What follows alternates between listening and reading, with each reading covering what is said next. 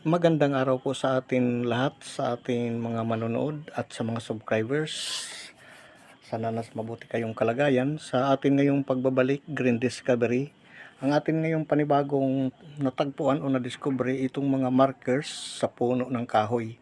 Kung makikita natin ito, ay itong markers ay nakaharap sa 360 degrees north.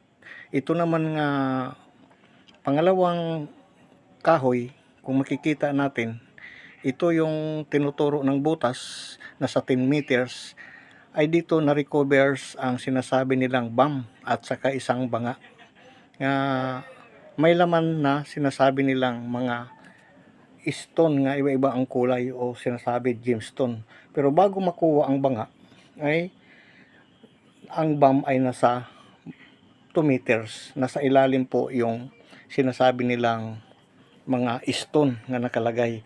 Dito sa taas, nakaharap dito mga 2 meters yung BAM recovers. Ito yung sign na negative 0. At ito ay naka-norte, ito naman ay naka south direction 180 degrees. Itong tinuturo doon sa BAM na recovers. Ito sa atin pagkikwento ay true recover po ito. At dinala po ang BAM doon sa otoridad para isuri para sa kaligtasan. Ito po yung layout or setting ng recover. At ito yung makikita natin ng mga markers. At dito alam na natin kung mayroon sa inyo mga markers dyan nga mayroon pala ito BAM na naka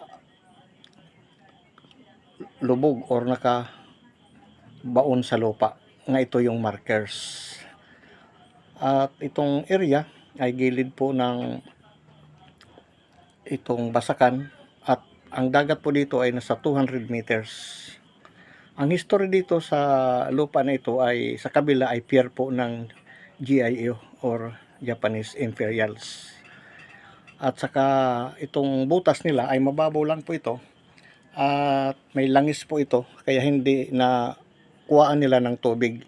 Ang naka-recover dito ay civilian, hindi po treasure hunter na naghahanap ng sinasabing kayamanan, kundi accidentally lang po nila na naghukay sila dahil nga sa tubig at yun nabundol nila yung sinasabing BAM at saka yung banga na maliit nga nagkakalaman ng mga stone.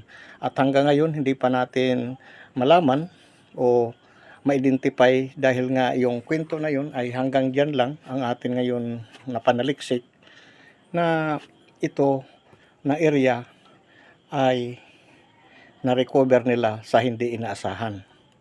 Kaya sa atin mga treasure hunter, ito ang kung makita natin ito sa inyong lugar, ay pwede natin ito isang guide nga ito pala ay mayroon palang mga trap or mga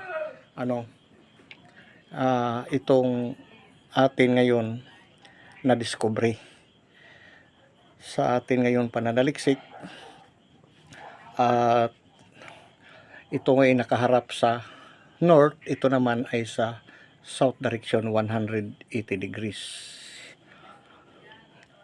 At sa atin po karagdagan impormasyon dito sa kung makikita natin para siyang may gitling-gitling kung papansinin natin.